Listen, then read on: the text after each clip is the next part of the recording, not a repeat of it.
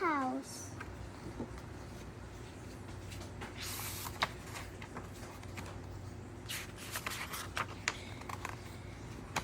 Once upon a time, there was a little house way out on the country.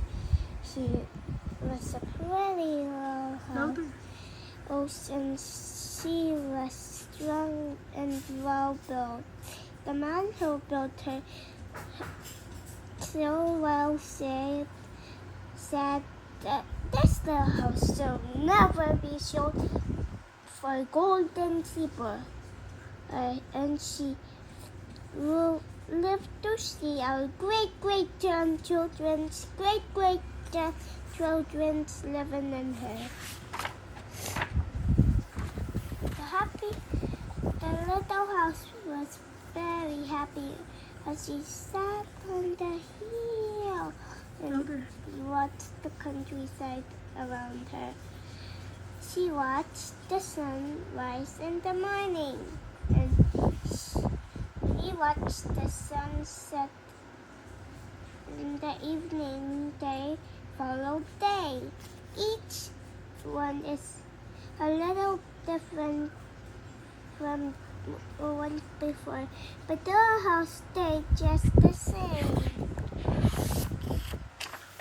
In the night, she watched the moon glow to a thin new moon to a full moon, then back again to a thin old moon. And when there was no moon, she watched the stars way off in the distance. She could see the lights of the city. The little house was curious of the city and wondered what it would be like to live there.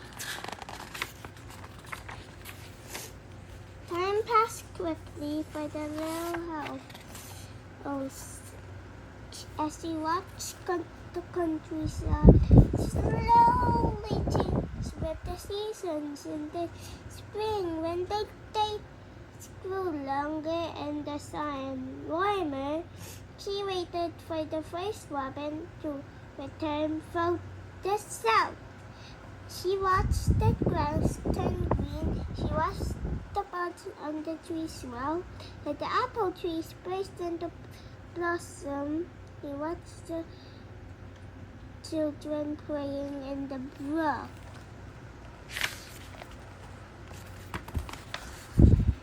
In the long summer days, she sat in the sun and watched the trees cover themselves with leaves, and the white daisies covered the hill.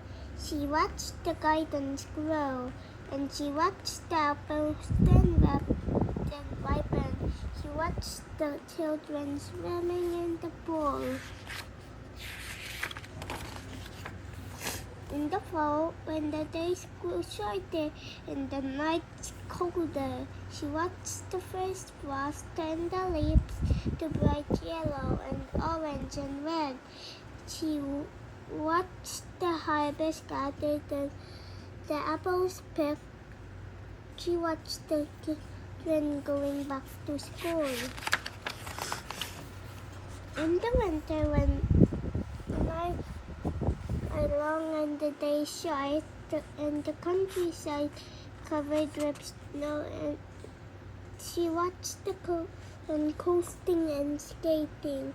Year followed year, the apple trees grew old, then the new ones were planted. The children grew up and went away to the city, and now at night the lights of the city seemed brighter and closer. One day, the little house was surprised to see a horseless carriage coming down the winding country road. Pretty soon, they were met on the road. Two carriages pulled by horse. Pretty soon, the walk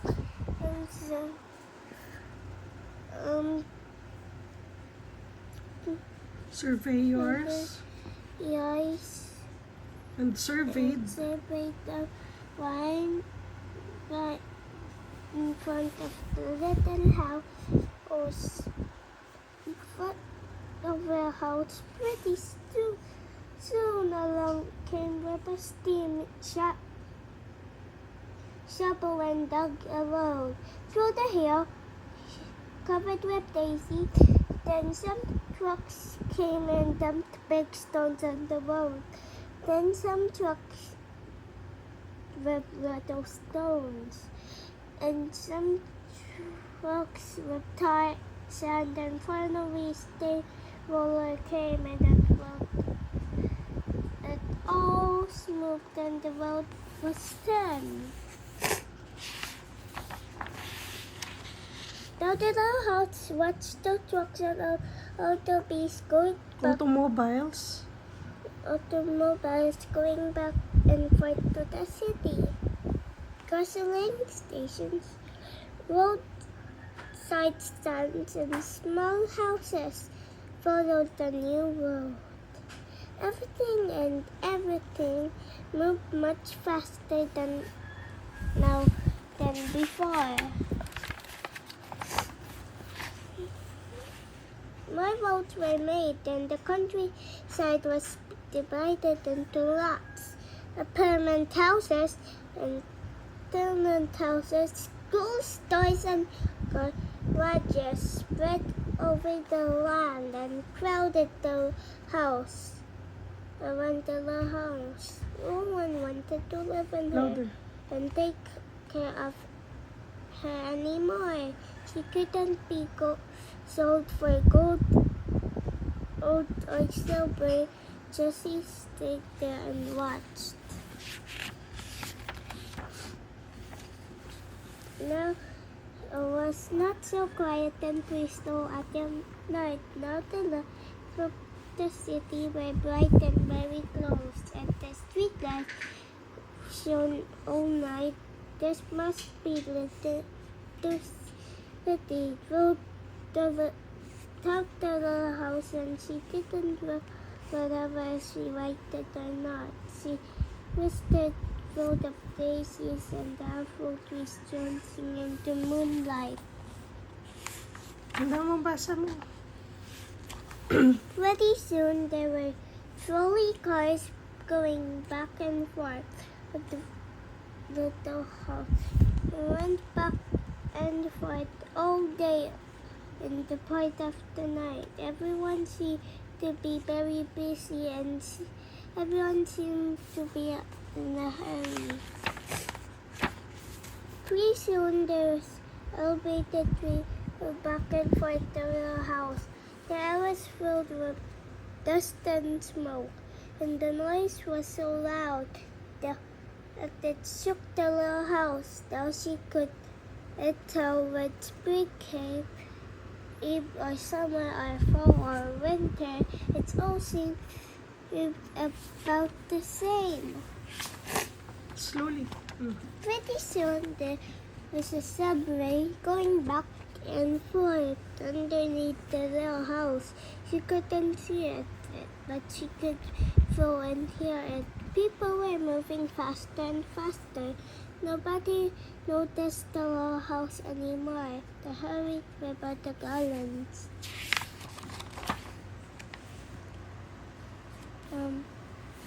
Pretty soon they tore down the apartment houses around the little house. She started digging big cellars, one on each side. The shovel was dug down 3 stories on one side and 4 stories at the other side. Pretty soon they started build up. They built up 25 stories on one side and 35 stories on the other. Now that the house only showed the sun at noon, and she didn't think the moon was because of the lights of the city were too bright. She didn't like living in the city at night she used to dream of the country in the field of daisies and apple trees dancing in the moonlight. The little house was very sad and lonely. Her paint was cracked and dirty. Her windows were broken and her shutter hung crookedly. She looked shabby, though she was just as a good house as ever underneath. Then one fine morning in spring, along came the great grandmother of the man who built the little house so well. She saw the shabby little house and she didn't hurry by. There was something about the little house that made her stop and look again. She thought to her husband, the little house just like the little house my grandmother will when she was a girl. Only that little house was way out in the country on a hill covered with daisies and the apple trees growing around.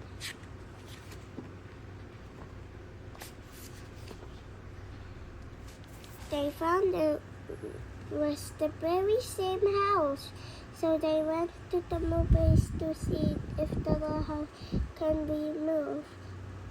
The movers looked at the little house all over and said, "Sure, this house is as good as ever. She's built so well, and we could move her anywhere." So they jacked up the little house and put a little traffic is how for hours.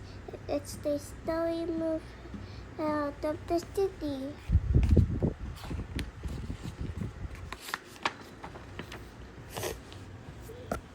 At first, the little house was hidden, and after she got used to it, she rather liked it. They rode around the big road.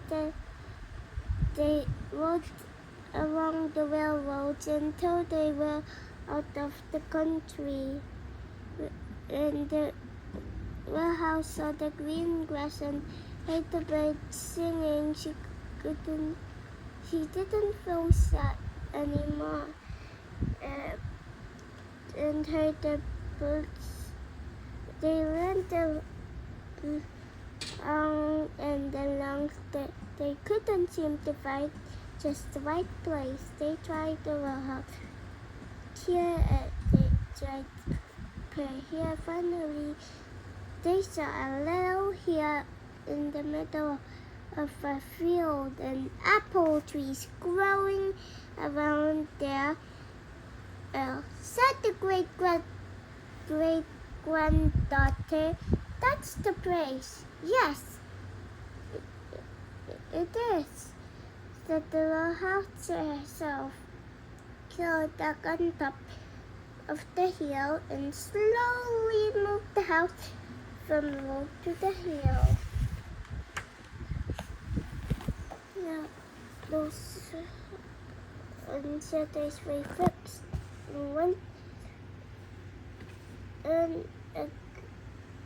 Once again, they did we see the pink. As the little house settled down, and she smiled happily. Once again, she watched the sun, moon, stars. Once again, she could watch summer and fall and winter come and go. Once again, she was loved and taken care of. Never again she would be curious about the city. Never again she wanted to live there. The stars twinkled above her. A new moon was coming up. It was spring and all was quiet and peaceful in the country.